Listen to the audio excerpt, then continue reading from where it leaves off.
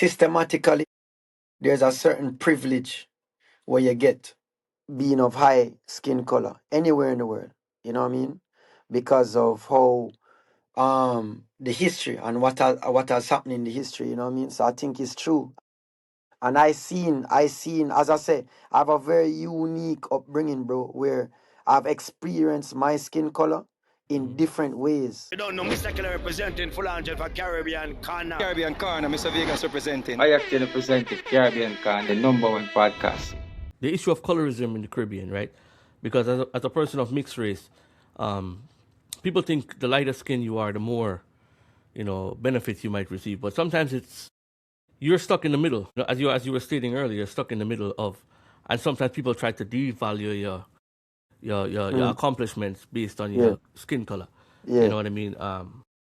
You might win the Grammy and somebody might say, yeah, it's because, he light skin, or Sean Paul is light skin, or something like that. So you can't win on either side of the thing, you know what I mean? How you feel about colorism in the Caribbean? I think it's true. I think it's true. I think that I think there's systematically there's a certain privilege where you get being of high skin color anywhere in the world. You know what I mean? Because of how the history and what has happened in the history. You know what I mean? So I think it's true. And I seen, as I say, I have a very unique upbringing, bro, where I've experienced my skin color in different ways. Because most people, they don't leave their house or leave their country until they're an adult.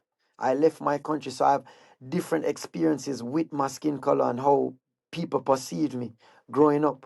But I think now, regardless, that it, as you said, goes both ways. I think that there's a certain privilege that come with it, but then there's a certain negative and thing, a connotation that comes with it, and it's true. You said it perfectly, where it goes both ways, regardless. You know what I mean? But as I say, as a youth, my father grow we up in a way where we don't even, brother, me don't even see them thing there, bro. You see me? Me used to see them thing there, but me don't even see them thing there. Whichever way it a go, you get me? But the thing is, at the end of the day, the work where you put in can't be taken. The work doesn't have color. Yeah. You get me?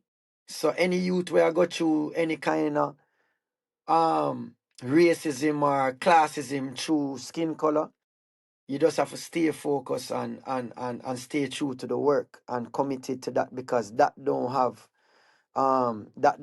no kind of prejudice, your work. You know what I mean?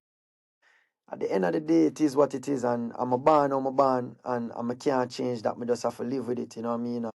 Where there's privilege, it is there. I can't change that. And where there's a disadvantage, I can't change it. You know what I mean? I am who I am.